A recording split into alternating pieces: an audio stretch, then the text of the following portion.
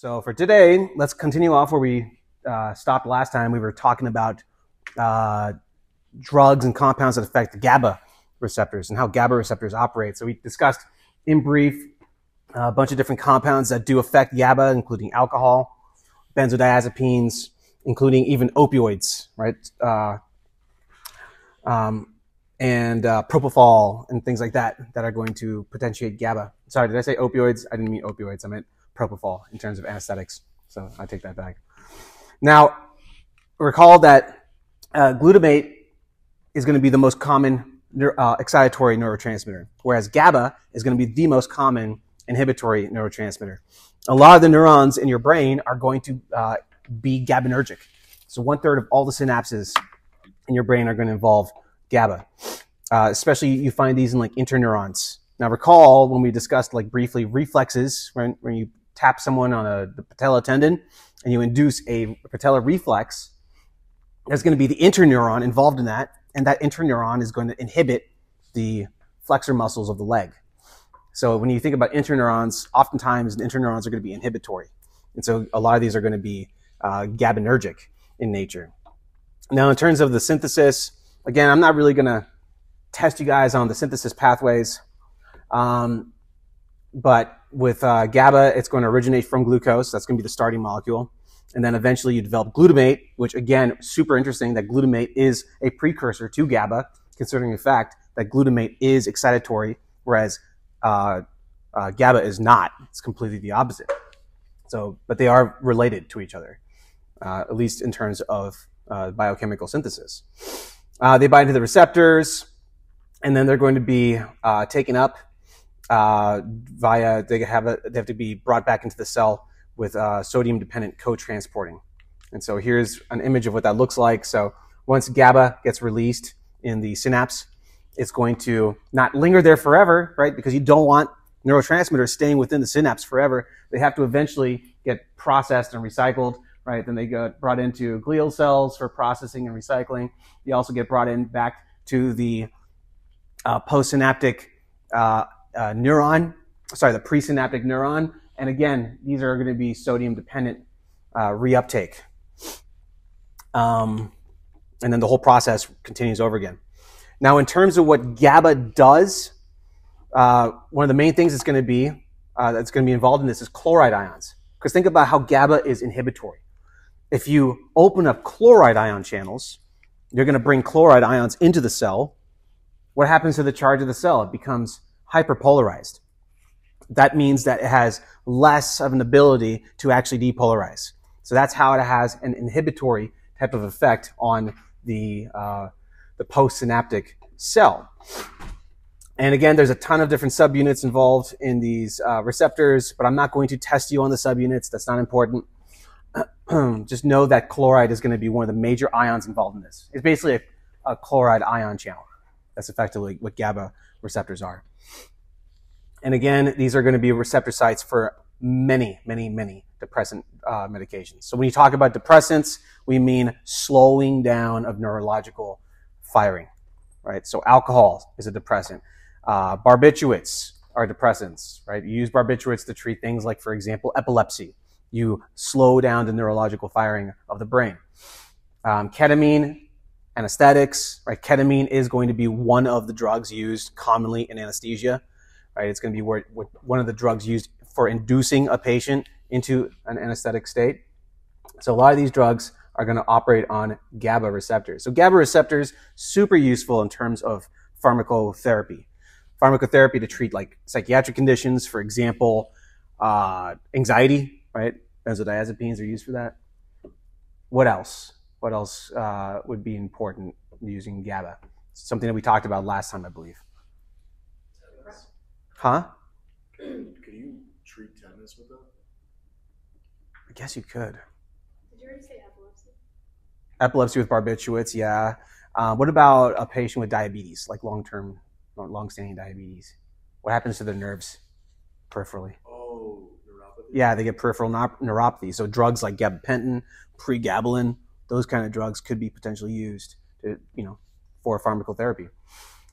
Treating tetanus, there's a lot of things you got to do for tetanus. It is going to involve basically inhibition of glycine as well as GABA. So yeah, I guess you could probably give the patient GABA. You do want to give them also anxiolytics, because a patient with tetanus is going to have lots of anxiety. And so you could give them sedatives, which could include GABAergic compounds. So that's a really great point. So here's what's going on with GABA. Once you induce GABA, you're going to see reduction in neuronal firing, basically. And again, that's going to be due primarily to chloride ions. Now, there's a difference between developing neurons and mature neurons. In a developing neuron, GABA is actually going to be excitatory. And when the developing neuron gets stimulated by a GABA receptor, chloride ions leave. And then that's going to help to depolarize the cell. So it's going to be the opposite in a developing neuron. Whereas with an adult neuron, it's going to open up the channels and chloride ions enter into the cell, allowing it to be an inhibitory type of stimulation. So it's going to be the opposite when it comes to a developing individual, right? When the baby or the fetus is developing in the womb, right? This is going to be a different type of process, ever so slightly. But as an adult, like let's just think about mostly adults here. You're thinking chloride ions entering into the cell, allowing for hyperpolarization of the cell, reducing the ability for it to depolarize. And here's a couple examples from your textbook, including studies that look at GABAergic processes. Not super high yield, so let's continue on here. So when we're talking about metabotropic GABA receptors, this one's going to be a little bit Different. So remember, we have ionotropic receptors, which open up ion channels, but then you have metabotropic channels, which are going to be involved in G protein coupled activation. So this one is a little bit different. This is going to involve potassium instead.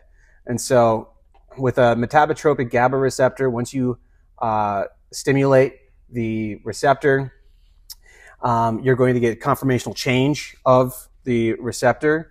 And then the transmembrane domain, which goes into the cell, is going to be G-couple. It's going to be a G-couple protein. And so that's going to change a little bit the activation. So it's a different activation process than just a regular ionotropic receptor. And so this domain down here, that's the G protein subunit. And then that eventually allows for potassium channels to open up. So here's glycine. Glycine, again, is another one of your inhibitory neurotransmitters, not as prominent as GABA, but still important. This is not super high yield, but it's going to be synthesized from serine. And if you had any sort of mutation of the genes that are involved in glycine transmission, you're going to get potentially lethargy, seizures, mental retardation as well. So that's what would happen if you had any damage to glycine receptors. And again, I'm not going to test you on these types of pathways, like the actual synthesis and production of these different types of neurotransmitters. Yeah, just basically know what the overall effect of these are going to be. So glycine is going to be inhibitory, GABA inhibitory, glutamate excitatory. Right? It's good to know what those do. Similar to GABA, when you stimulate a glycine receptor, again, it's going to be chloride channels opening up, right? So this is going to be mediated by chloride ions. Chloride ions enter into the postsynaptic cell, and it thereby hyperpolarizes the neuron. So it's not able to actually fire. And drugs like strychnine can potentially block these types of receptors. So if you use strychnine, it's going to block glycine receptors, and it's going to basically cause things like seizures and convulsions, because again, this is neuroinhibitory. So if you block a neuroinhibitory neuron, you're going to get hyperactivity, right? Hyperstimulation. And so drugs like strychnine, those are going to effectively cause things like seizures, hyperexcitability within the nervous system. So let's do a handful of these quizzes questions before we get into part 2 of neurotransmitters, because there's quite a bit of ground to cover. So there's 10 questions in here. Whatever we don't do, please make sure to do on your own time. And speaking of which, while you guys are logging in, because I got a message from somebody, and I can't remember who it was in this class, so I apologize. but I think one of you had a hard time accessing the quiz questions within the book chapter. Do you guys still have access to the quiz questions within the book chapter? Yes. Yes. Okay, so whoever wasn't able to get access, come talk to me after class so we can see what maybe is going on with your license. You do? Okay. So if you have access, that's great. I'm sort of... I think the way to see if you have access is to scroll down the announcements to the link that you posted. Because if you head up to the book, there's no way we can like get access to it. Yeah. So you Are you talking about the link? Are you talking about the quizzes that I created? No. The link is that what you're talking about? No. Are you talking about these quizzes? I'm talking about the ones that are embedded within the actual textbook, Yeah. the digital So textbook. you have to go to your original link that you posted in the beginning of class. Oh. Because if we download the book, we can't get into it. Oh, that's so weird. Oh, so you actually have to go through that You link. just have to bookmark it. Oh, good to know. That's good to know. That's how I figured it out. Oh, okay. Yeah. Oh, that's cool. It's good to know that. Because I was gonna start like just assigning written.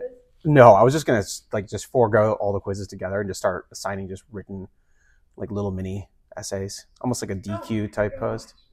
No, you prefer to do the quizzes? Okay. Because not everything that are in those like chapter quizzes are going to be relevant for like this class specifically, right? There's stuff that I'm not going to be testing you guys on, whereas the book really goes heavy into certain topics that I'm not going to be holding you guys responsible for. So you don't want to do any writing? You don't like to write? We'll save that for... I mean, there's ChatGPT, you know, so I'm just kidding. Don't use ChatGPT for essays. You can use it for your personal statement. You can use it for cover letters, but don't use it to write essays for my class. It's a good resource for notes, though. It is. It's great. I love ChatGPT. It's wonderful. It's wrong sometimes, but...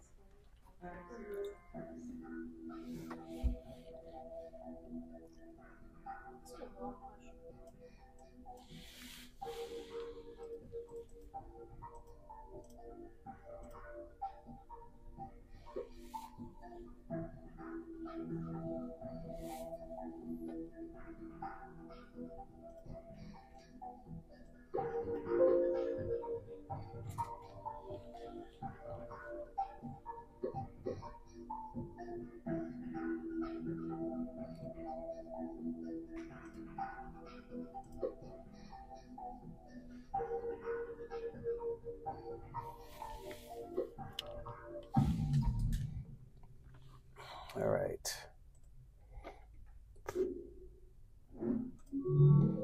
Okay, it looks like most of you guys got this question correct. Benzodiazepines enhance the inhibitory effect of GABA by increasing frequency of chloride channel opening, leading to hyperpolarization of the neuron and reduced excitability. So great, that's the correct answer. Let's see what you guys. A lot of you guys selected A. GABA stimulation works by decreasing the production of inhibitory neurotransmitters. No, that's not correct at all.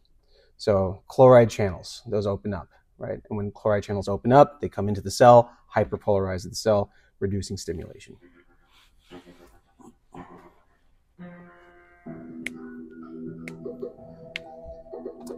Some of these are softball questions.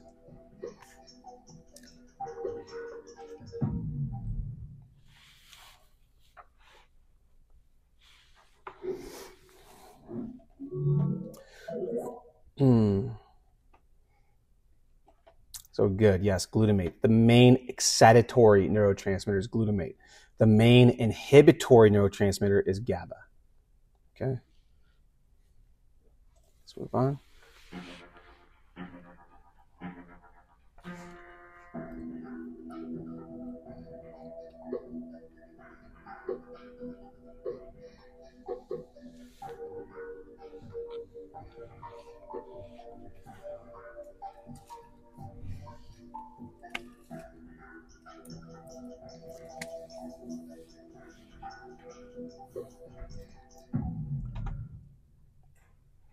So when you think about myasthenia gravis, I want you to understand that that is going to be an autoimmune condition. right? And so it's autoimmune. It's going to be autoimmune destruction of those postsynaptic nicotinic receptors at the neuromuscular junction. Okay, so autoimmune reaction against nicotinic acetylcholine receptors, specifically on muscles, right? That's why you get progressive weakening. The more you use the muscles, it gets worse and worse and worse, right? And you can treat that using what kind of drugs?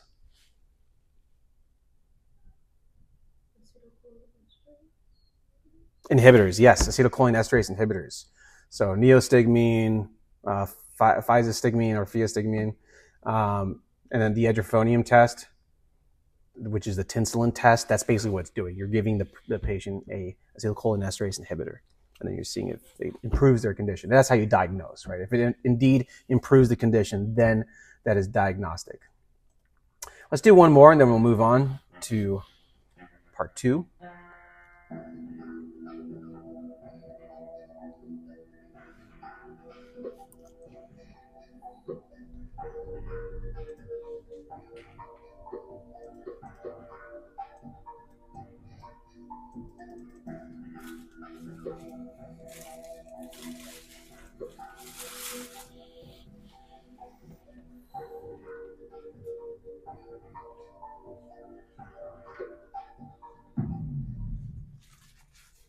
So make sure you know this mushroom. What's this mushroom called? I mean, it works on the muscarinic receptor, but what's this actual mushroom? What's the name of it? The Alice Wonderland mushroom. So that's the Amanita muscaria mushroom. And the Amanita muscaria mushroom predominantly works by binding to the muscarinic receptors. And that's why you get a parasympathetic type of reaction. It also potentiates GABA as well. So you do get kind of like that, you could get kind of like a drunken feel from these types of mushrooms, right, at certain doses. Once you get to even higher doses, that's when you start getting parasympathetic activation. That's when it can become potentially dangerous. And it can actually start affecting your heart in certain ways that are not good, right? So you can die from these if you have too much of it. But yeah, muscarinic receptor activation. This is how we discovered muscarinic receptors, right? Doesn't affect dopamine receptors, at least to my knowledge. So certain drugs do, though. Certain drugs like have a dopaminergic effect, like we're going to talk about psilocybin and some other compounds. They do affect dopamine as well. Alcohol can also affect dopamine as well, which is one of the reasons why you get addictive potential with a lot of these like substances of abuse, right? So if it affects the dopaminergic pathways, it could cause addiction, for example. But from my knowledge, Amanita muscaria do not affect dopamine. Anyways, do the rest of these questions on your own time. But good job on that. Let's now switch gears.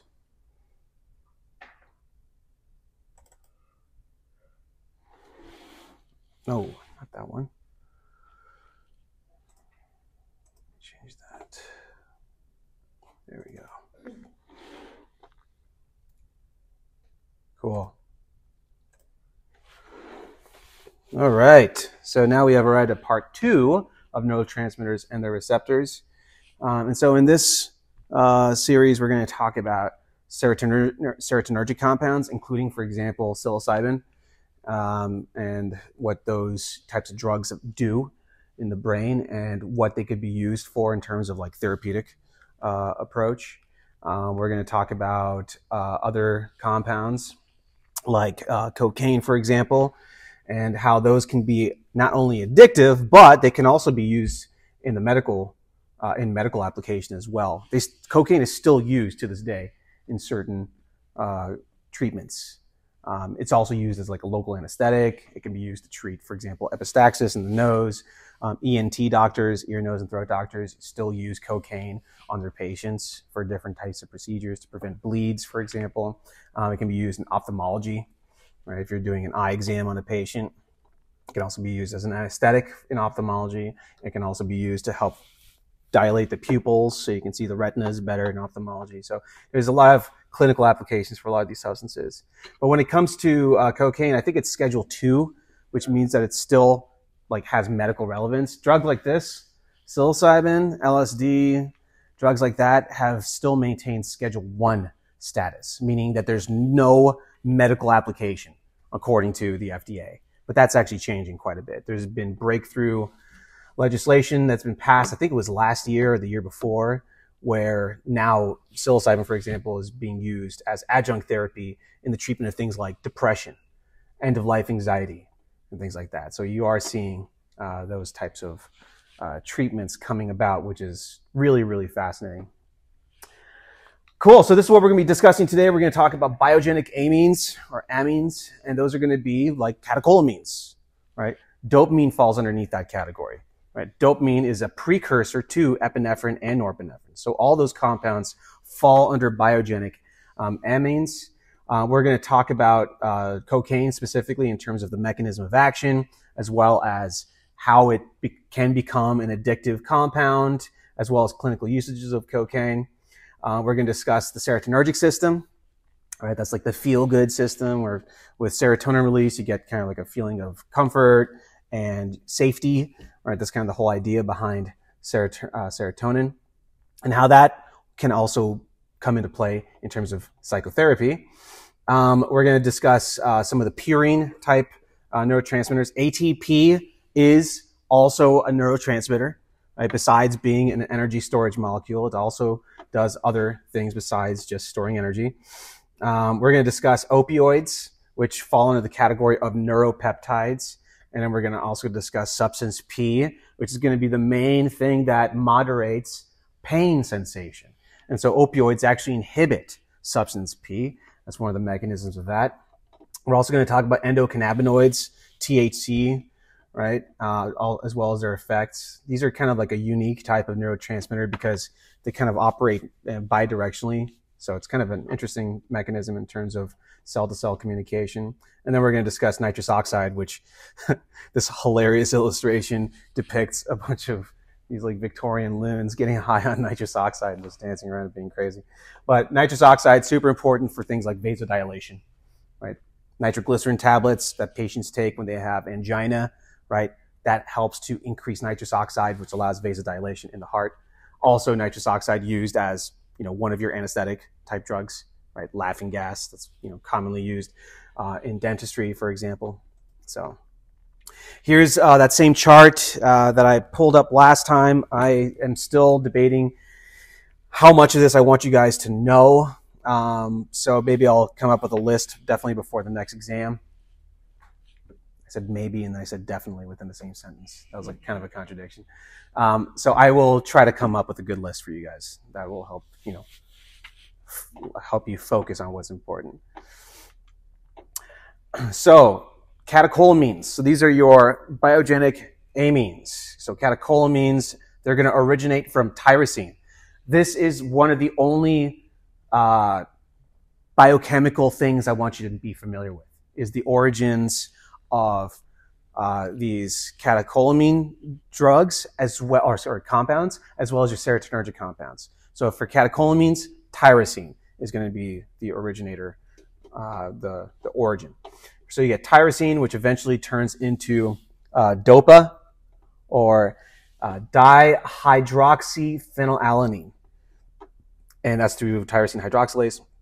I'm not going to test you on the enzymes for this, but that's kind of what's going on over here. Then dopa decarboxylase turns dopa into dopamine. And dopamine is going to be the first precursor of these neurotransmitters. So dopamine, which eventually gets converted into norepinephrine with dopamine hydroxylase, and then norepinephrine eventually turns into epinephrine. And that's going to be the final part in this pathway. I don't care about the rate-limiting steps for this class. I know your textbook goes very heavily into that, but for this course, I'm not going to test you on rate-limiting steps. But no tyrosine is going to be the precursor to all of this. Dopamine. Also know where dopamine is produced in the brain. So this is a region within the midbrain. In the midbrain, you're going to find the area called the substantia nigra. Why is it called that? Because it's black in color. So if you were to do a transverse cross-section of the the brainstem at the midbrain, you're going to see the substantia nigra. PC means pars compacta. So you got the substantia nigra pars compacta. This isn't a healthy individual where it looks nice and dark in color. This is not a healthy individual. What condition does this patient have over here? Parkinson's disease, exactly. Yeah, so over time, with a patient with Parkinson's, they're going to get wiping out of the substantia nigra. It's no longer going to look as dark, and it's not going to produce as much dopamine anymore. It usually takes about 80% to 90% obliteration of this region for you to actually start seeing symptoms. By the time a patient starts developing symptoms of Parkinsonism, they are so far gone, they have lost the majority of the function of this region in the brain. And this is where you get the production of dopa and dopamine. And again, with Parkinson's, that's where you get those areas destroyed. Cocaine is going to affect this region in the brain. So this part of the brain is important for what whole region that's going to be deep within the brain. We talked about it before. It's involved in movement. You should know because we've been talking about it in pathophysiology. No. What's the thing that regulates movement? The basal ganglia. Yeah, absolutely. So this is really important for the basal ganglia to function properly. If you get dysfunction of the substantia nigra, you're going to have dysfunction of the whole nigrostriatal pathway, which is where dopamine gets sent to the striatum. You're not going to be able to initiate voluntary movement as effectively. Also involved in the basal ganglia is going to be habit formation. So like learning tasks, learning new things, right? What does dopamine do in the brain? Like what's kind of like, look at big world, sorry, not big world, but like bird's eye view. What does dopamine do? Reward. Yeah, it's part of like the reward pathway. So whenever you're learning a new task, you're learning a new thing, right? Dopamine moderates that whole entire process. So when you guys are studying for an exam and you do really well on the exam, that's going to involve dopamine, right? Dopamine is going to allow for reward. So it basically rewards you for things that are helpful and beneficial to your life, right? Things that release dopamine naturally are going to be like, completing tasks. Food can release dopamine. Sex releases dopamine, right? Those things can also become addictive, right? People can become addicted to food. People can become addicted to sex. Gambling can also become an addiction, and that's going to be moderated by dopamine. Alcohol also involves dopamine release, and so that's why alcohol can be addicting. Opioids also release dopamine, which means that dopamine can also, opioids can become addictive because of that. And so dopamine is really important in this whole process, and it can actually affect this region in the brain.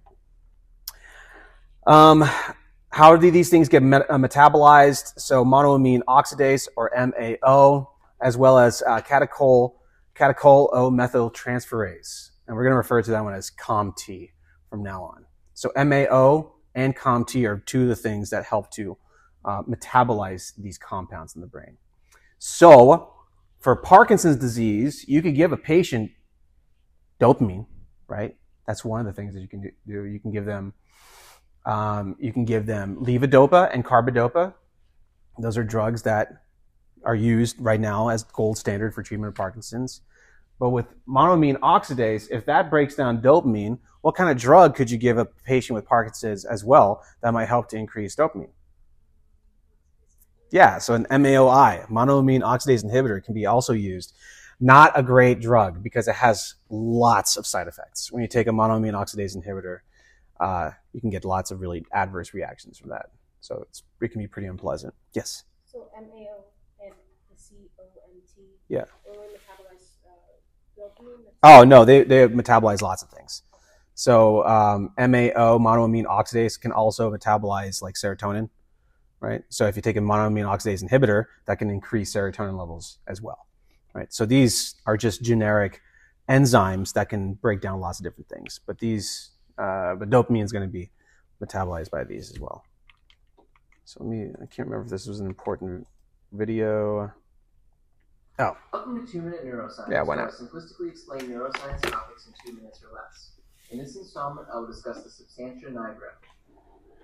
The substantia nigra is a structure found in the brainstem that looks like a dark streak in unstained brain tissue. Its appearance is where it gets its name, as substantia nigra is Latin for black substance. There are two substantiae nigri, one on each side of the midline of the midbrain. The substantia nigra is actually made up of two distinct regions, the substantia nigra pars compacta and the substantia nigra pars reticulata. The substantia nigra gets its dark coloring from the large number of dopamine neurons in the substantia nigra pars compacta, as they express high levels of a dark pigment called neuromelanin. In fact, most of the dopamine-producing neurons of the brain are found in either the substantia nigra or an adjacent area called the ventral tegmental area. The dopamine neurons in the substantia nigra are primarily found in the substantia nigra pars compacta, as the substantia nigra pars reticulata is more heavily populated with GABA neurons.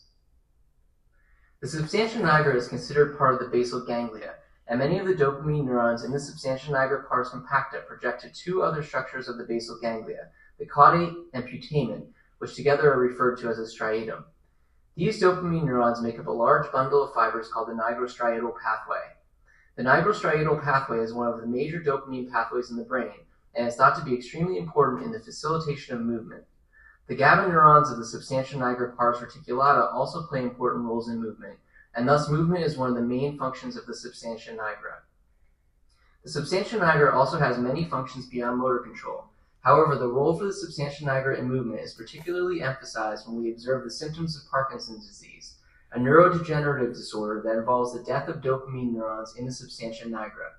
Individuals suffering from Parkinson's disease display severe movement-related deficits.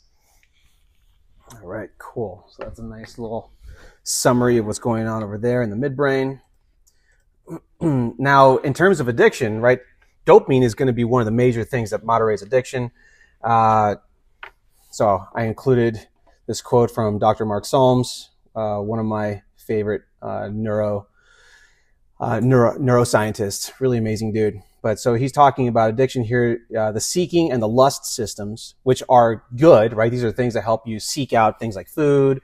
Lust systems are going to be involved in like sexual procreation, but those systems can get hijacked, right? They're designed to promote learning. They motivate us to acquire the skills that are necessary to meet our inner needs in the outside world. Long story short, though, is that generating pleasure for its own sake is does not suit any biological purpose, right? And so that's how drugs like, for example, cocaine, amphetamines, right? Those give you basically a false sense of accomplishment, a false sense of achievement, right? That's kind of one of the reasons why those drugs, they hijack the dopaminergic system, but then on top of that, they also are going to lead towards addictive behaviors, developing like really bad habits. So these drugs generate pseudo appetitive behaviors and pseudo consummatory behaviors that serve no biologically useful purpose. So what's going on with cocaine and how does it actually work? The main thing that cocaine does, it basically inhibits dopamine, serotonin, and norepinephrine from being brought back up into the presynaptic terminal, right? Because you get these things released naturally, right?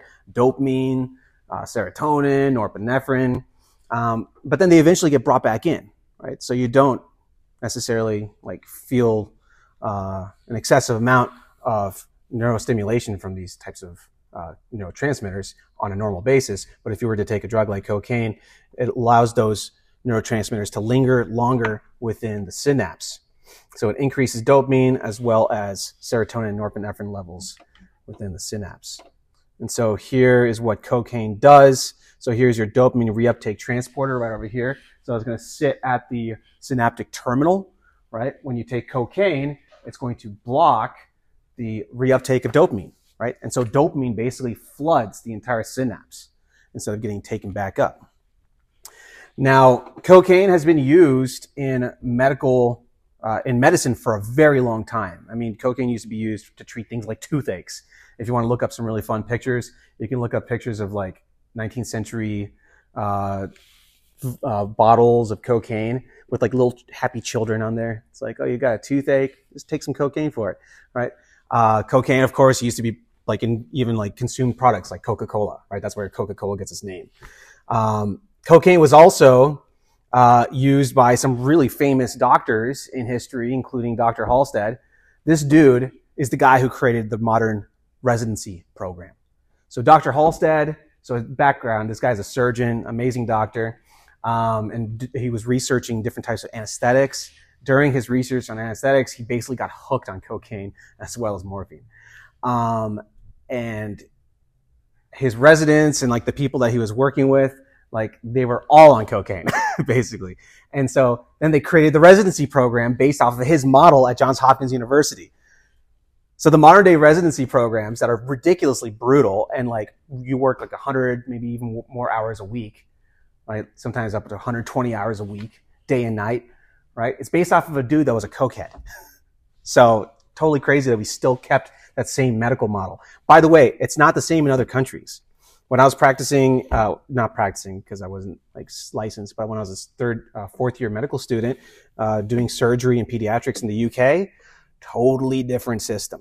The residents, even the resident surgeons, it was like a 9-to-5 job. They would get there at 9 o'clock, do rounds on their patients. By 5 o'clock, everyone's leaving the hospital. Like I would get drinks with the residency, they're basically the residents, the resident surgeons. I would get drinks with them at the pub at like 5:50 or 5:30 in the afternoon, right? Whereas here in the United States, that does not happen. You're doing your residency, you're basically living at the hospital night and day. It's brutal. Why has that not changed though? Because it's like they would be admitting to failure, or they would be admitting to some sort of fault, right? And then like you have your more seasoned, older doctors who are like, if I went through it, you're going to go through it too, right? So they keep like perpetuating the cycle, right? And they don't change it, which is totally insane. But anyways, Dr. Halstead, very interesting character. Let's watch a little bit about this. We're going to talk about Freud in a second too, because Freud was also very heavily involved in cocaine research. I just recently picked up a really thick book. All the papers from Freud is called the Cocaine Papers, and it basically talks about all of his research on cocaine and stuff. So he also got pretty addicted to cocaine as well, and then he eventually had to put it down because it was ruining his life effectively. Involving two leading figures in the history of medicine. Here's our health correspondent, Betty Ann Bowser, as our book conversation. Sigmund Freud and William Halsted were two medical revolutionaries. Freud, the well-known father of psychoanalysis, Halsted, the less well-known father of modern surgery. But just beneath the black and white success, there's another story. Both men shared a blinding addiction to cocaine. In a new book called An Anatomy of Addiction, pediatrician Howard Markel tells how the two tried to ward off self-destruction in the quest for knowledge. We caught up with Markel at Johns Hopkins Hospital in Baltimore, where Halsted conducted some of his greatest work. Dr. Markel, thank you so much for doing this. Thanks for having me. So then what was the connection between Sigmund Freud and William Halsted? Well, they both were contemporaries. They never met, or at least I can't find any evidence, but they were braided, their lives were braided together. They were bound together by a fascination with cocaine and several medical papers that some they each wrote and some they read about the latest, newest miracle drug of their era, 1884. So here we are in the medical library of William Halsted at Johns Hopkins University, one of the great medical centers in the world. And he was a first here. What did he do? Most of the modern safety procedures we take of how to cut open a body, how to handle the tissue very delicately and gently so that it heals well, how to suture it correctly. This was all William Halsted. He was also fascinated with aseptic surgery, not introducing germs into the surgical wound. So at this point in medical history, cocaine was found to do what that would allow Halsted to do all these things in surgery and Freud to do all these things with his medicine? Here you had something you could inject or treat or rub on there, and it numbed it to the surgeon's knife. And so Halsted became fascinated with using this deeper and deeper into the body to do all sorts of procedures without putting a patient under. So Halsted got involved with cocaine by experimenting with it in ways to use it in surgery? Yes. It was very common for many a doctor in the late 19th century and the early 20th century to use themselves as guinea pigs. And no doctor at this time knew of the terrible addictive effects of cocaine. None of this had been figured out yet. And so the first arm to be put out and injected was Halstead's.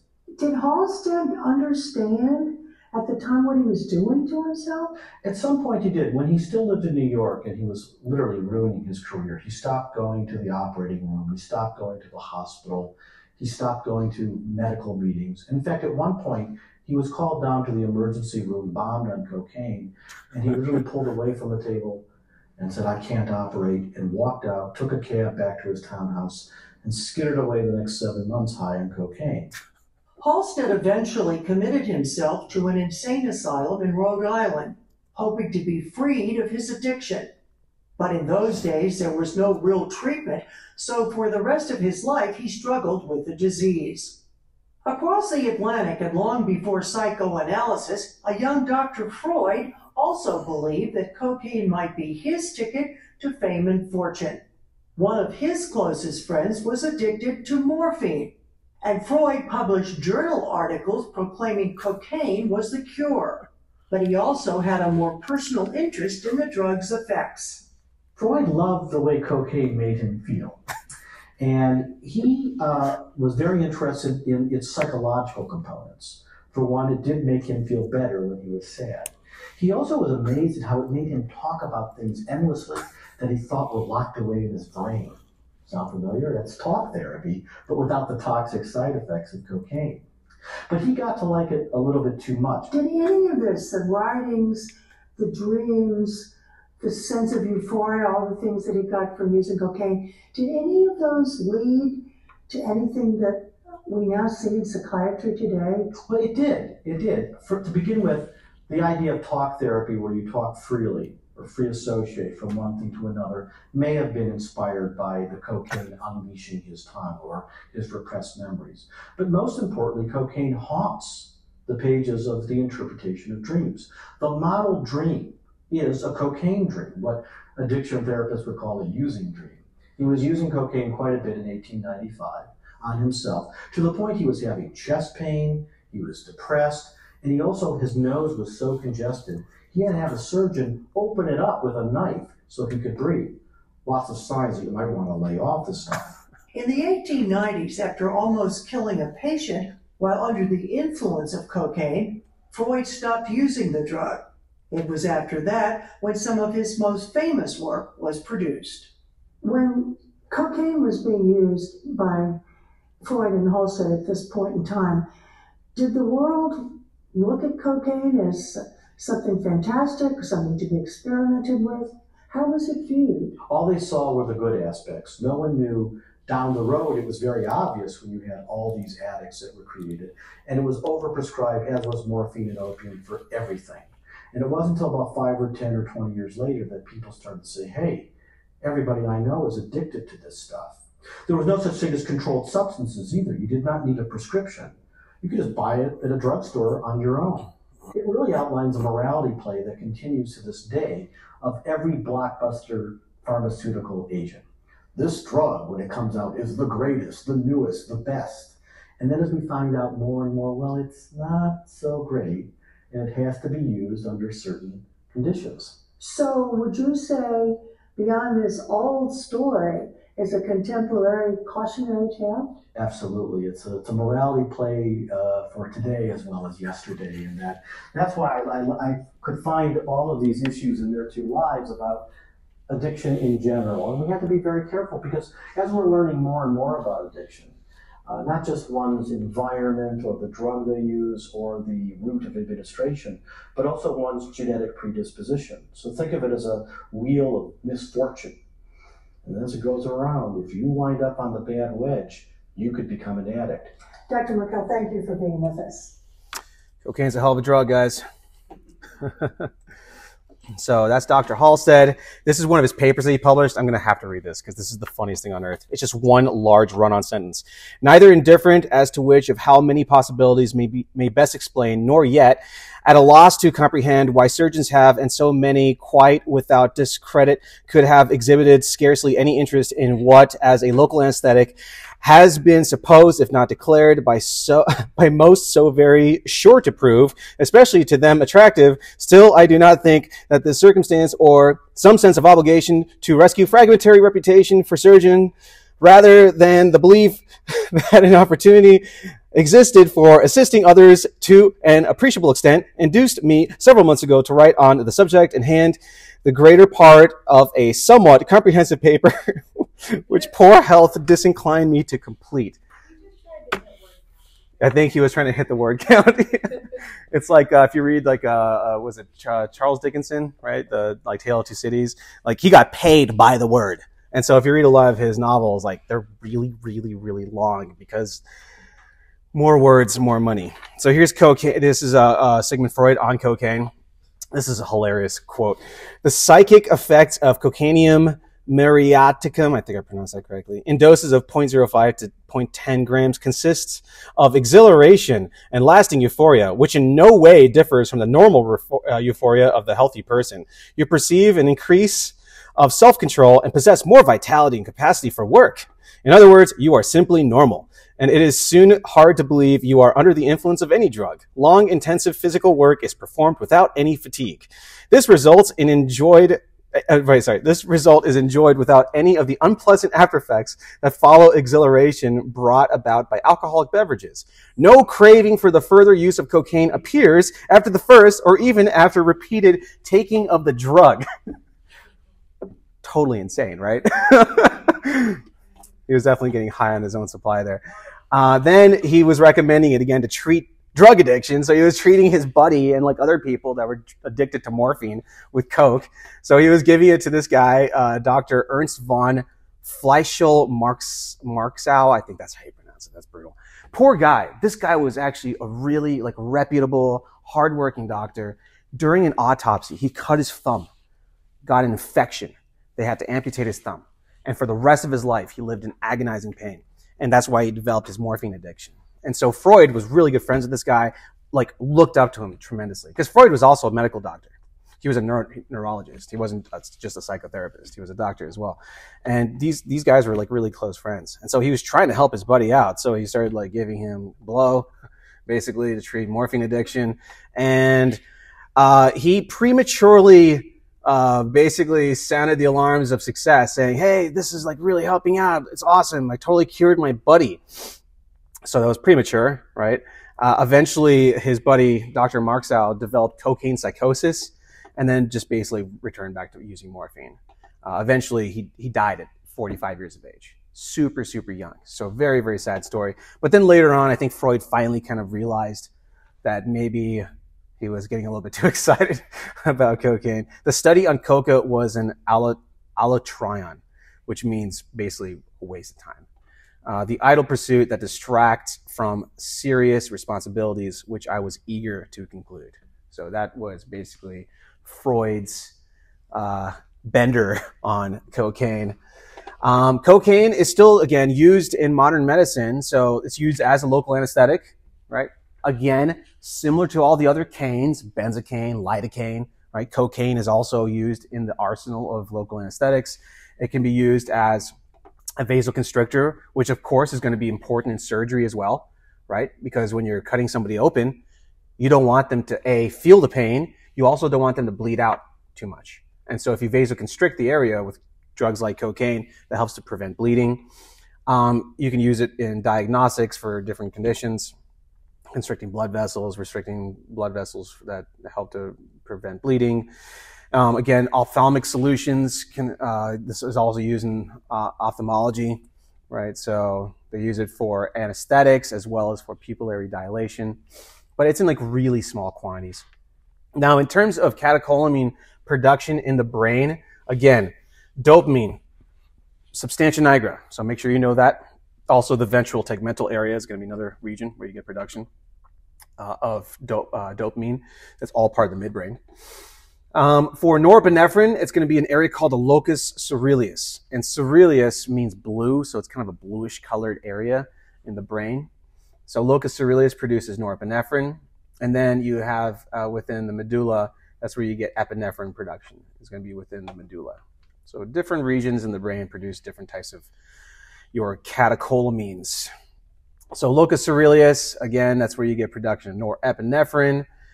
Don't worry about the biochemical pathway, but dopamine beta hydroxylase is what produces that from dopamine. These are going to bind to alpha and beta adrenergic receptors. Remember, sympathetic nervous system, you got alpha and beta receptors, right? Alpha receptors. Where do you find alpha receptors in your body?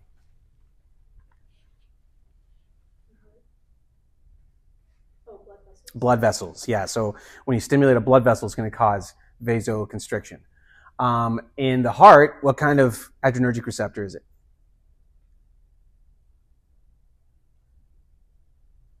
It's not alpha, it's beta. Which one? The way I remember it is you got one heart, so beta 1. Right, so you got one heart, beta 1. 2, you got 2 lungs, so beta 2 receptors you find on the lungs, and that allows for bronchodilation. Again, when you break down norepinephrine, it's a catecholamine, so you can use monoamine oxidase. Sorry, not MAOI. Monoamine oxidase, as well as the catechol methyltransferase, or COMT, so that helps to break down norepinephrine, just like dopamine. Epinephrine, you don't find it as much in the brain or the central nervous system as you do norepinephrine, but it's still there. It's also going to bind to alpha and beta adrenergic receptors, and it's going to be very important in cardiovascular and respiratory function. So let's go back here to the brainstem. So you find this being produced in the medulla. What does the medulla do in the brain? Or sorry, in the brainstem? We're like 2 of the major things. Yes. Yes, regulates heartbeat, heart rate, regulates respiratory rate as well. It also regulates a bunch of other like involuntary things like gag reflex, coughing, vomit reflex. All that's going to be mediated by the medulla. But also epinephrine is going to have its effects on like the cardiovascular respiratory system at the level of the medulla. And again, like the other catecholamines, it's going to be metabolized with monoamine oxidase as well as catechol methyltransferase. This is FYI. These are going to operate using G-coupled protein receptor activation. So when dopamine binds, you get changes in the transmembrane subunits, and eventually you get G-protein coupled activation. Now let's change gears and let's discuss histamines. So histamines are also going to operate as a neurotransmitter. Histamines do lots of things, right? They allow for vasodilation, increased capillary permeability, right? You get histamine release when you have what? Like inflammation, allergies, absolutely, right? So that's why if you have allergies, you take an antihistamine. Your diphenhydramine, Benadryl, right? You can take that. It'll reduce the release of histamine. But what else does it do when you take Benadryl? Yeah, it makes you super tired. Even like some of the over-the-counter sleep aid meds, that's one of the ingredients in a lot of those drugs, right? Because it crosses the blood-brain barrier, enters the central nervous system, and it can affect your central nervous system and cause everything to slow down, basically. Now, histamine, you're going to find it within the hypothalamus. It's going to be a mediator of arousal, attention, again, allergic reactions, as well as tissue damage. When you have tissue damage, you get all the cardinal signs of inflammation. That's because you get like mast cell degranulation. Basophils also degranulate, releasing histamine, so it allows for inflammatory process to take place. These are going to be metabotropic receptors, so they're going to be kind of slower, right? So it's going to be involving in intracellular cascades. Now, if you use these drugs like Dramamine, right? Those are going to help with motion sickness as well. So drugs like Benadryl can also help reduce nausea. Same thing with Dramamine. It's an antihistamine type of drug. So if you block histamine release, so any sort of antagonist to histamine is going to involve reduction of motion sickness, reduction of nausea, but also sleepy time, right? It makes you very, very sedated. And these are going to be degraded by, again, monoamine oxidase as well as histamine methyltransferase. So notice a lot of these enzymes that break down the drugs, like you were mentioning earlier, right? These are very promiscuous. They work on lots of different compounds. So monoamine oxidase is going to be one of the more common of those enzymes to break down different compounds. So again, I'm not going to test you guys on the synthesis pathways, going from histidine to histamine, not super important, but that's just FYI. All right, any questions so far? So make sure you know your mechanisms of action of cocaine. That's going to be really important for the sake of the next exam. Serotonin. So serotonin, this is also referred to as 5-HT. So we'll talk about that in a second. But serotonin binds to 5-HT receptors, and there's a ton of different 5-HT receptors. You're not responsible for all of them. Just know 5-HT is a serotonin molecule, and 5-HT receptors are going to be the associated receptor. There's drugs that look a lot like serotonin. So psilocybin, which is the active, well, it's not like the actually active, it's actually a precursor, but it's the precursor to psilocin. Psilocin is the active compound, but notice the structure. It looks almost identical to serotonin, right? The only major difference is that you got this whole entire phosphate group. So a little bit different. Serotonin, when it's produced naturally in your brain, it's going to be produced within the Raphe nucleus. And the Raphe nucleus is going to be a part of your brainstem. Tryptophan. Remember, I want you guys to remember your precursors for serotonin and dopamine. Right? What's the precursor for dopamine? Tyrosine versus tryptophan for serotonin. So serotonin production originates from tryptophan, and this is going to be involved in lots of things: sleep, wake cycle. It's also going to be involved in satiety and feeding. It's also going to be one of your mood regulators, right? Serotonin is heavily implicated in mood, so it gives you a feeling of comfort. It gives you a feeling of safety, right? So serotonin is really important for that. It's also going to be one of the targets for antidepressant drugs, right? SSRIs, selective serotonin reuptake inhibitors, are like the main drug that's used to treat depression. Is it effective? It's questionable if these SSRI drugs are actually very effective. They can be effective for certain people, but not everybody. So we'll talk about that in a little bit, because there's been some pretty interesting studies that came out recently that basically kind of debunked the whole entire serotonergic model of treating psychiatric conditions, especially when we talk about SSRIs in particular. These are also metabotropic receptors. So again, they operate very slowly compared to an ionotropic receptor, right? So it's going to be a slower type deal.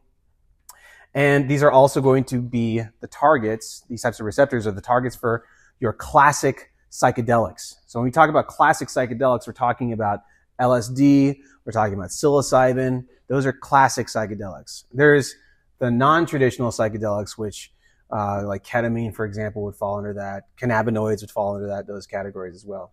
But classic psychedelics operate on the 5-HT receptors. MDMA not classic. MDMA does potentiate serotonin, dopamine, as well as norepinephrine. So it kind of doesn't really fit the mold perfectly, but it kind of does, sort of, just because it does involve the serotonergic system. So it's, you know, some people would probably argue not so much in terms of like being a classic psychedelic. Also, I know you might have already said it. Does Raphe mean anything? Maybe it was named after somebody. I don't know. I don't know the origin or the etymology of Raphe. Okay. But Raphe nucleus is where you get the production of serotonin in the brain. Again, know your precursors, so tryptophan. Again, I'm not going to test you on the actual like shape and all the subunits of the receptors, but you know, they're metabotropic receptors, so they're going to be a little bit slower.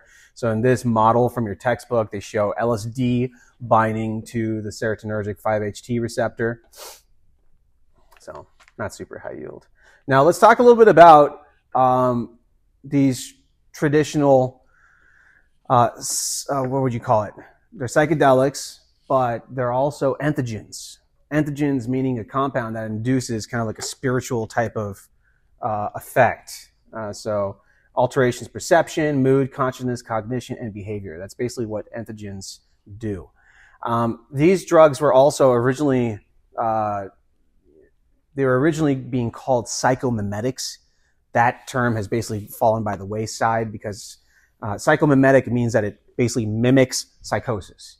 And so that's kind of the original idea of what these compounds used to do, is that they would mimic psychosis. But that's no longer the case. Now we use the term psychedelics, right? So that was psychedelics as well as entheogens. Entheogen was a term that was basically coined by a group of these different ethnobotanists and scholars. Some of these I've never actually heard of before, but Richard Schultz is a pretty popular guy within the whole field of psychedelic studies, as well as Gordon Wasson, which we're going to talk about in a second. Gordon Wasson's a super fascinating dude. He was an investment banker, and he had a huge fascination with mycology. His wife was, I think she was Russian, if I remember correctly, and she was very much into just like different types of like species of fungi. And he was actually scared of fungi. So there's like a term, it's like mycophobia, where you're scared of fungi, right? So that's very common, especially in the West. Whereas in Eastern cultures, they have more of a mycophilia, which means that they're kind of more fascinated and not as scared of fungi. Think about like Asian cuisine. They use lots of like mushrooms and things like that. They commonly go out and forage for mushrooms. So much so that when you hear about patients going through like some sort of like mushroom toxicity, because sometimes you misidentify a mushroom and it can actually kill you, a lot of those patients are going to be Asian, because that's part of their culture, is like harvesting mushrooms that they find in the wild. Some of those can be misidentified very easily. So you have to have a really good eye when you're looking for that type of stuff.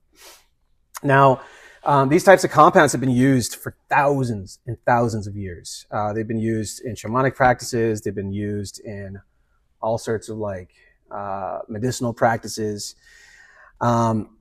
And in Central and South America, these were also very heavily used as well. So in Central America, the Aztecs referred to these as Teonantacatl, which is it's basically flesh of the gods, or god's mushroom. And these were referenced in a text that was written by this Spanish friar. He wrote the Florentine Codex back in the 1500s. And in the Codex, he was visiting like Mexico, Central America, and he was, basically studying these different indigenous tribes. And these indigenous tribes use these compounds heavily, and they refer to it as Teonatacatl, or the flesh of the gods. But Spanish conquistadors didn't really like that very much. And so the Spanish conquistadors were basically trying to impose their value system on the indigenous tribes. And basically they were destroying all the records and written history of all of these original practices that were done within these tribes. So super interesting. We lost hundreds and hundreds of years of information because of all that. But these practices still kind of operated underground, right? As they often do, and they still do to this day. So in the 20th century, ethnobotanists like this guy, Richard Schultz, who came out of Harvard University, he was super interested in this stuff. He was actually able to get a sample of these psychoactive mushrooms back in the 1930s. So he visited Mexico in 1938. Then he got different species of psilocybin. So psilocybin sorrelescens. I have a hard time pronouncing some of these. But what happened shortly after is we got into World War II. And basically everything kind of fell by the wayside. We were focusing all of our attention on winning the war. But then fast forward a little bit later, you got this guy, Gordon Wasson, him and his wife, super interesting people. He was a banker, like I said. He was an investment banker, but his wife was very much into like fungi and like ethnobotany and things like that. So they actually traveled down to Oaxaca in Mexico, and they met with this basically shaman, Maria Sabina, and she would do these rituals with the people in her circles, and they would do these weekly rituals, like spiritual rituals. And it was kind of like they kind of merged a little bit of like Catholicism with like indigenous practice and whatnot. And so she did a session with Gordon Wasson, his wife, and they did a big like photo documentary of it. Maria Sabina said, "Don't publish this." And Gordon Wasson and his wife went ahead and did. And so they published it in Life magazine. And that's when everyone became super captivated by these compounds, because they were referred to like in ancient texts, like the Florentine Codex. People had no idea what the hell these were. They didn't know it was actually like a mushroom until the mid-1950s with Gordon Wasson and getting this article in Life magazine. And after this happened, you had people like John Lennon, you had all these like hippies from the 1960s getting like super interested in these compounds. They were all also doing like basically like tourism in these areas to see if they can, get their hands on these, mushrooms and things like that. And that just blew everything up, right? It became like a huge part of Western culture, especially in the 1960s. And then, what's his name? Oh my God, what's his name? Who's the guy that discovered LSD? Yeah, on the bike. I completely forgot his name for some reason. Jeez Louise. It's going to come to me in a second. But he was the one that actually was able to isolate the psychoactive compound in the mushroom. So he got a sample of it. This is so shameful. I can't believe I forget his name. Anyways, I'll think about it in a second. But, what happened shortly thereafter in the 1970s is you had Richard Nixon and his group passed the Controlled Substances Act, 1971. And then that's when they started scheduling all these compounds, right? They started scheduling all the serotonergic compounds. They put them under Schedule 1, which means literally no medical use whatsoever, which is actually not true, right? These compounds are actually having a huge resurgence in research for all sorts of different therapeutic approaches. This guy over here, Dr. Rick Doblin, really interesting dude. Since the 1980s, I think it was 1985, he formed MAPS, which is the Multidisciplinary Association of Psychedelic Studies. And his whole entire thing was trying to get MDMA therapy to be used to treat patients with PTSD. And with PTSD, it's a horrible, horrible condition, right? First of all, what's going on with PTSD? What's the area in the brain that's involved in PTSD? Post-traumatic stress disorder.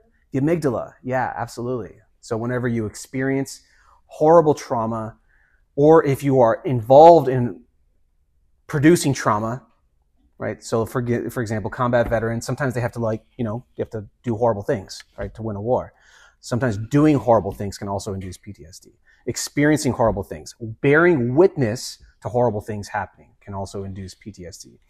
And so using a drug like MDMA, which floods the brain with serotonin, dopamine, as well as norepinephrine, the serotonin in particular puts the patient into a more of a safe place where they can actually be able to talk about the things that they experienced without causing undue harm to themselves, right? Because one thing that's involved in PTSD is that people don't want to talk about it because it was so brutal and traumatic that just talking about it basically makes them relive the experience. So it makes it really tough to treat, right? PTSD patients, they suffer and then they self-medicate. It's not uncommon for PTSD patients to be alcoholics, opioid addicts, right? And eventually sometimes committing suicide at extremely high rates. So combat veterans especially, they commit suicide at very high rates because of that. And so it's important to be able to treat these conditions. And with MAPS, they were actually able to finally get into, now I think they're in phase 3 clinical trials using MDMA-assisted psychotherapy. This is compared to placebo. Placebo therapeutic approaches do not work very well. PTSD is notoriously difficult to treat. Whereas using MDMA-assisted psychotherapy, it's remarkably successful, way more successful than the traditional models. So 67% total treatment, like total remission, right? The patient goes into complete remission. How do they know that they don't have PTSD? They do like a follow-up. They do follow-up studies. They do like a 6-month follow-up. When talking about their experiences? Oh, yeah. So they go into MDMA-assisted psychotherapy, which they have usually 2 people in the room. So you have 2 sitters. The reason for that is because you want there to be accountability amongst the sitters, right? There's been actually really sad reports of people administering these drugs and then like sexually assaulting the patient, right? And so that's a huge, huge issue in these types of treatments. So you have to have 2 sitters. They usually even like video record the session. And then they do follow-ups because you have to have follow-up. You have to have like reintegration of the experience and like processing through it all. So you have to go through cognitive behavioral therapy as you go through this whole entire treatment process. But they usually do a follow-up. I think for these ones, it's like 6 months, maybe 1 year follow-up. And notice 3 sessions, That's all it takes to treat these patients, whereas traditional models are really not that great. So again, these are in phase 3 clinical studies, clinical trials, and the patients are reporting just incredible success rates to these approaches. Now, other treatments could involve things like end-of-life anxiety. And Dr. Roland Griffiths, who just passed away last year, he was a pioneer in reestablishing psilocybin treatment for individuals suffering from end-of-life anxiety. I'm talking terminal cancer, patients that are on their deathbed, basically, and they have crippling anxiety because they are facing their own mortality. And they were given compounds like psilocybin, and psilocybin has been found to dramatically decrease end-of-life anxiety. You can also use these compounds to treat refractory depression. Refractory means that it is not responding to any other treatment modality, whether it's talk therapy, SSRIs, SNRIs, anything. It's not responsive. And so these can be used as adjunct therapy. You can use these compounds for substance abuse disorders. Back in the 1950s, when these, Albert Hofmann, that's his name, Albert Hofmann on the bicycle, he's the one who created LSD. When LSD was synthesized first by Swiss chemist Albert Hofmann, he was working for, if I remember correctly, Purdue Pharma. And, gosh, was it Purdue Pharma? I can't remember the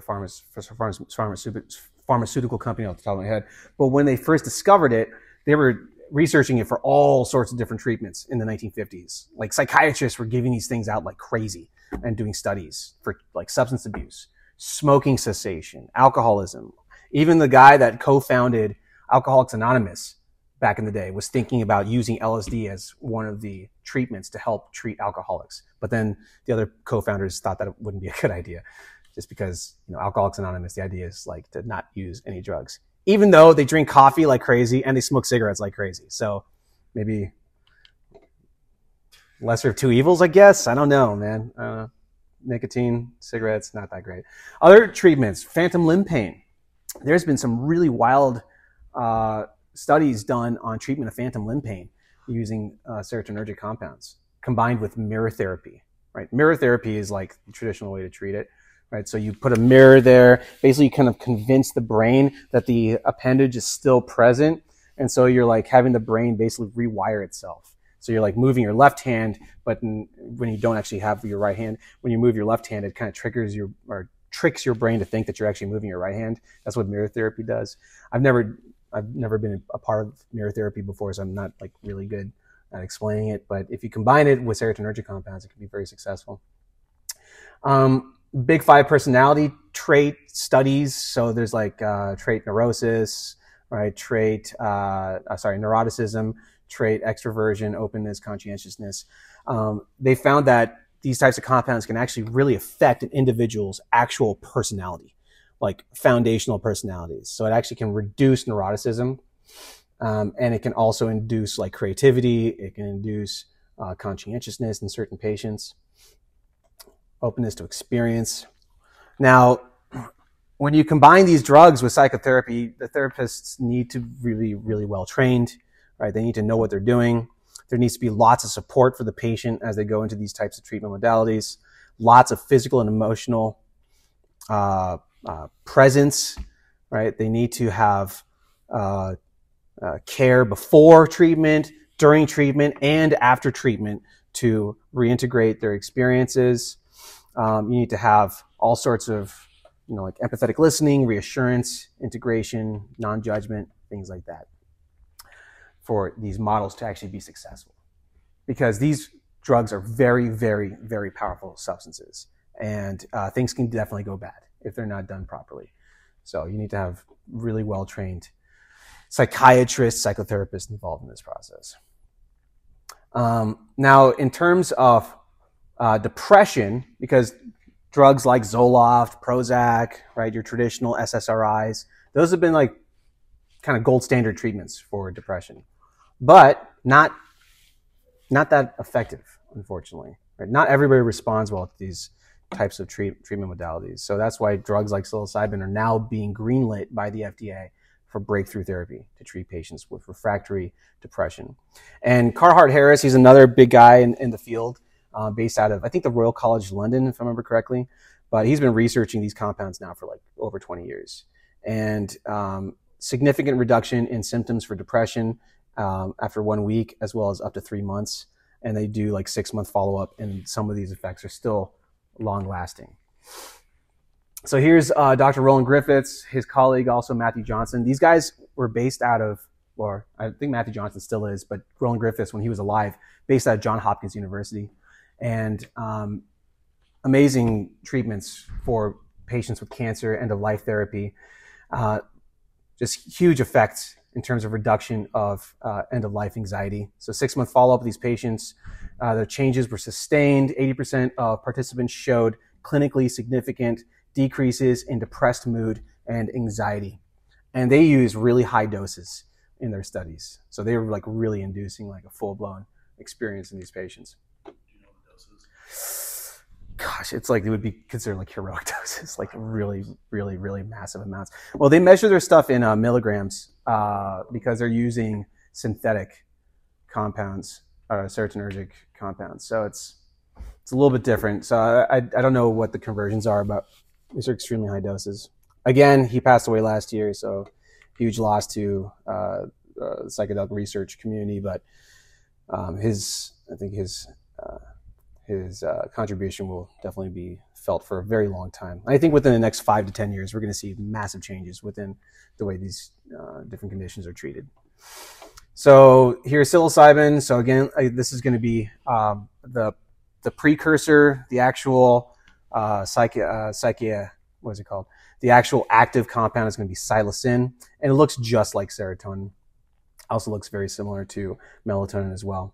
And tryptamine is going to be one of the precursors to that. And so here are your different 5-HT receptors. So you got many different 5-HT receptors. You find them in different parts of the body as well. You find some in the blood vessels, heart, bladder, GI tract. But a lot of these are going to be seen in the central nervous system as well as peripheral nervous system.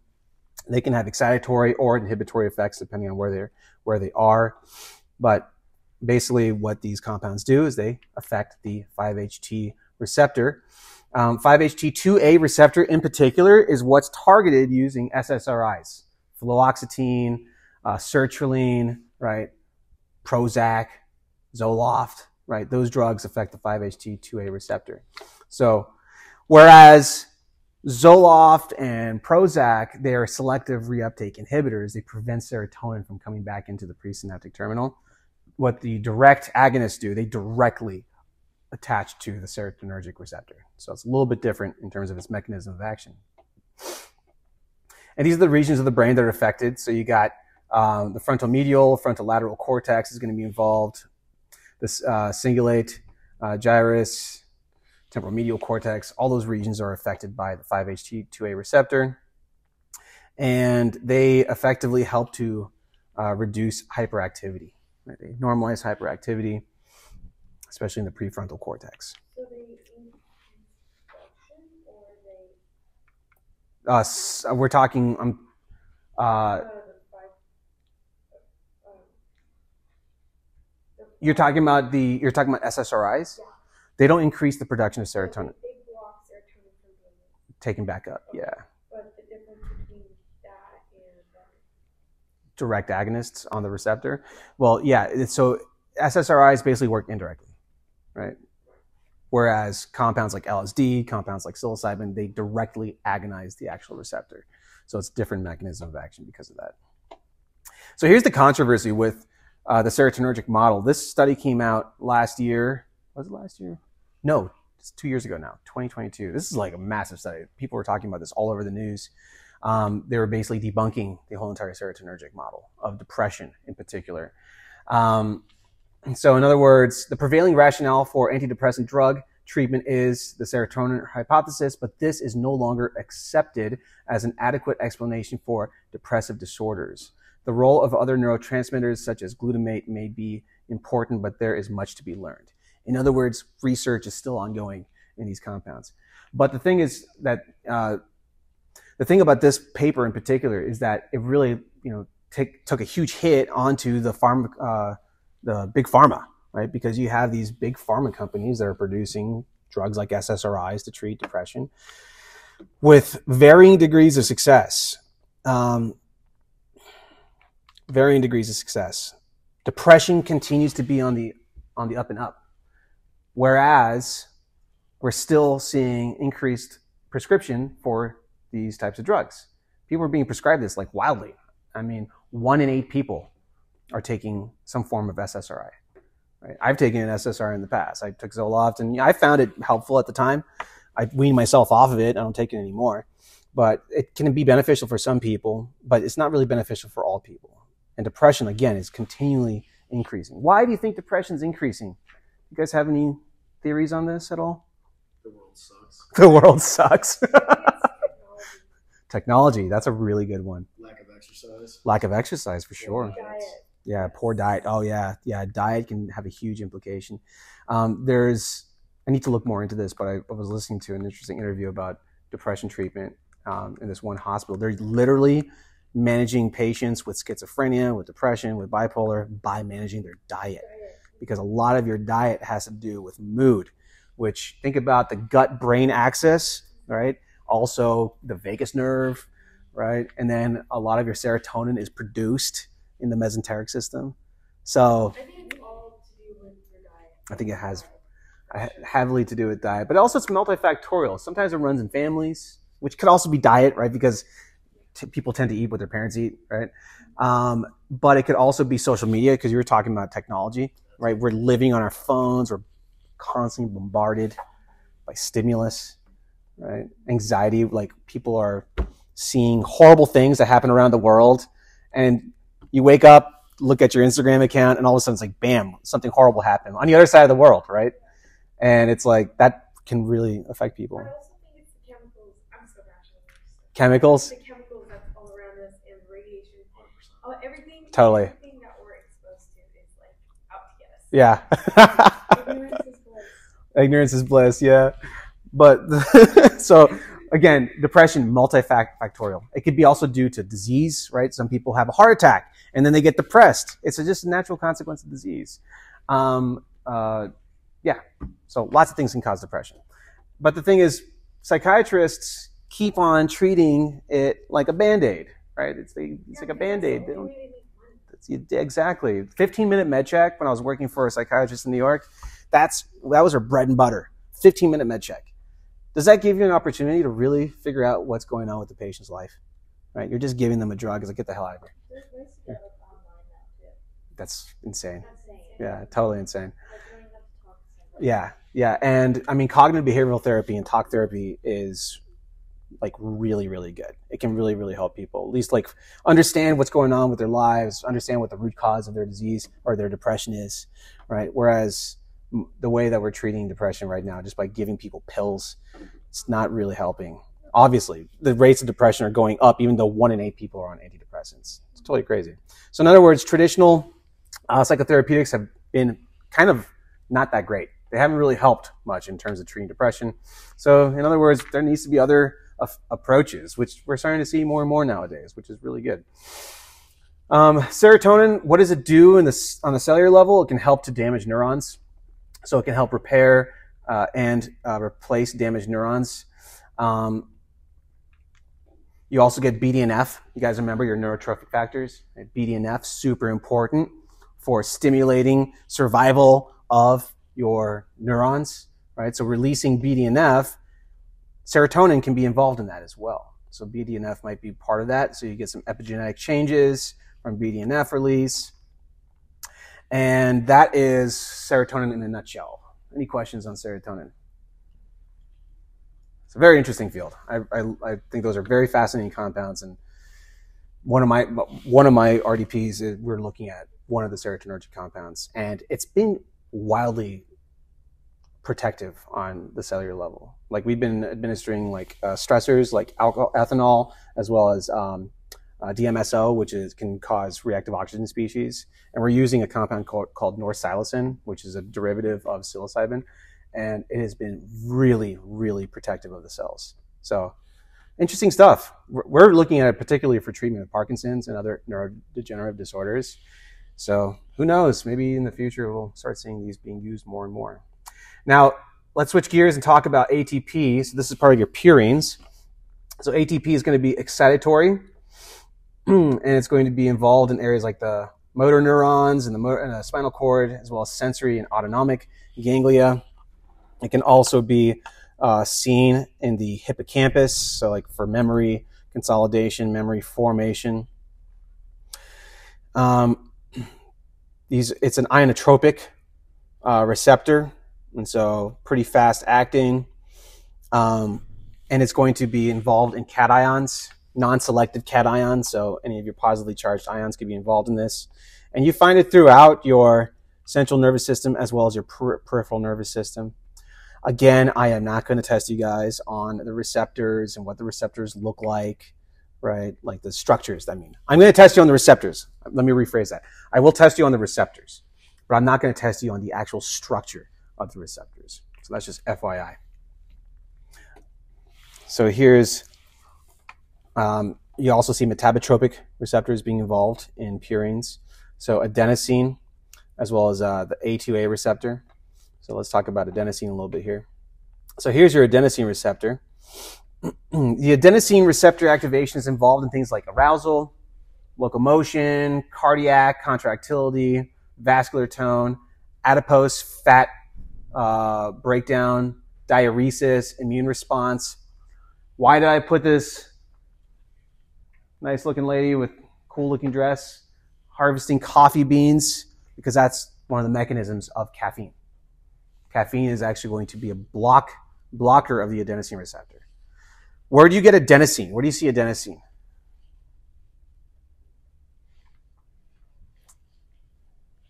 We just talked about one of those molecules just recently. Yeah, ATP, right? So adenosine is part of your ATP molecule, right? You have adenosine and triphosphate, right? You don't include ribose in the name. So as the phosphate groups keep on getting cleaved, you get the inorganic phosphate group being removed as you're using up ATP to ADP to AMP. Eventually, you wind up with just adenosine. And throughout the course of the day, adenosine builds up. And that's kind of what contributes to you getting fatigued towards the end of the day. And that's one of the mechanisms of caffeine. So when you drink caffeine, you're blocking the adenosine receptor. And so that's what allows you to be more alert, more awake, etc. Caffeine also does other things too. It helps actually release dopamine. And then you get vasoconstriction from caffeine as well, which is why you see caffeine in drugs like migraine meds, because you get vasoconstriction of the vessels in your brain to help treat migraine. Neuropeptides. So let's switch gears again. Neuropeptides are going to be involved in pain moderation. So you have your opioids as well as substance P. And you also have stress response moderated by other neuropeptides like adrenocorticotropin hormone, which eventually allows for the release of cortisol. You also get melanocyte stimulating hormone. Beta endorphins are also going to be involved in that. Why do I have these really beautiful giant opium plants, these poppy plants? Yeah, they're poppy plants, but that's where you get opium from. And you find them especially in areas in the Middle East like Afghanistan. So lots of opium fields. And it's, in Afghanistan, I had a colleague of mine. He was a same class of me in med school. And he was from Afghanistan. He was telling me, like, at weddings, at celebrations, like his family and like anyone that he knows in Afghanistan, they would just drink like opium tea, right? That's instead of like drinking booze, they would drink opium tea instead. So it's part of the culture. Also, it makes you, like, basically gets you like drunk and high, right? That's basically what it does. But if you're drinking it as a tea, a lot of these drugs are dangerous based on their route of administration, right? If you drink opium tea, I mean, I'm not going to recommend that, but it's not going to be as bad as if you IV the morphine, right? If you use IV drugs, that increases the effect, right? You get a much more rapid effect, and that actually contributes heavily to addictive process. So routes of administration is important. But anyways, opium is part of like the whole Afghanistan tradition, which is, pretty interesting. So here's your neuropeptides and how they're basically broken down. You have in terms of like post-translational modification, you can get different neuropeptides from your pre-propeptide, but I'm not going to test you on any of this stuff. This is just kind of FYI. So your pre-propeptide can turn into tons of different types of neuropeptides. So adrenocorticotropic hormone, different types of endorphins, things like that. Now let's talk about substance P, because this one you are responsible for. So substance P is going to be found in different parts of your body. So you find it in the hippocampus, neocortex, GI tract. It's going to be involved in pain and temperature. So in other words, if you have increased substance P, you have increased pain perception. And this is going to be inhibited by drugs like opioids. So opioids basically inhibit the release of substance P. And that's why opioids are painkillers. So that's one of the major effects. Yeah, you mean substance P? Yeah, substance P moderates pain. So if you have substance P release, you feel pain. If you block substance P being released with opioids, you don't feel the pain. And there's a bunch of endogenous opioids in your body. So you have endorphins, enkephalins, dynorphins, right? These all have different types of effects depending on what part of the body they're going to be in, what type of receptors they're going to be attaching themselves to. But they're involved in things like gastrointestinal motility. Psychiatric disorders can also be implicated here. Addiction, tolerance, sexual attraction, aggressive behaviors. So these are moderating lots of your just fundamental behaviors. And there's different receptor types. There's going to be mu receptors. There's going to be delta and kappa. Mu receptors are especially important because mu receptor activation is what we're looking for when we administer drugs like morphine, when we administer fentanyl, when we administer drugs that help to moderate a patient's pain levels. It's the mu receptor that's involved in that. But you can also have other receptors that are involved as well. So like delta and kappa receptors. Kappa receptors are going to affect the GI tract. So, for example, if you take a drug like loperamide is an actual opioid. You buy it over at the counter. It's an anti-diarrheal drug. So it's actually going to be affecting mostly the kappa receptor. It's not going to be affecting the mu receptor. That's why when you take loperamide, you're not getting high. You're just going to not use the restroom as much. But drugs like morphine, drugs like heroin, they also affect other receptors too. They can affect the kappa receptor. One thing that affects opioid addicts is constipation. A patient who's on opium or morphine or heroin or any of those drugs, they're going to be very constipated. As a matter of fact, if you're working with patients in a hospital and they're on pain meds like morphine, it's usually a good idea to give them a laxative, like Senna, something like that, because otherwise they're going to start developing constipation. Don't worry about all these different endogenous opioid peptides. It's not going to be high yield for this class, but these are all, you got these like conserved regions, right? They all have certain amino acid sequences that are going to be conserved throughout the different types. And then again, you have your mu, kappa, and delta subtype receptors. Make sure you know your mu receptors. That's super important because that's what's important in pain, moderation, also involved in like addiction, right? That's why heroin, drugs like that are so addictive because they basically, flood the brain with dopamine. Dopamine gets released because of these drugs too. So when you take a drug like an opioid, they're going to potentiate GABA. And GABA, so they're going to affect GABA receptors. They're also going to affect dopamine. And GABA in the brain, when it comes to this pathway, is going to usually inhibit dopamine. So it's going to block GABA in that regard to allow for dopamine to be released. And then when you have dopamine released, that's basically what you have the whole reward-seeking response, right? That's where you get the addictive potential from these types of drugs.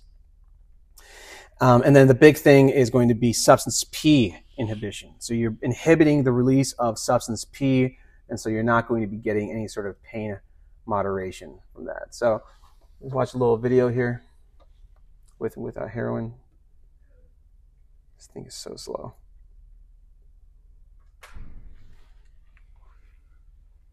So that's GABA, and you're getting chloride, and then that's what usually releases dopamine at the GABAergic type receptors.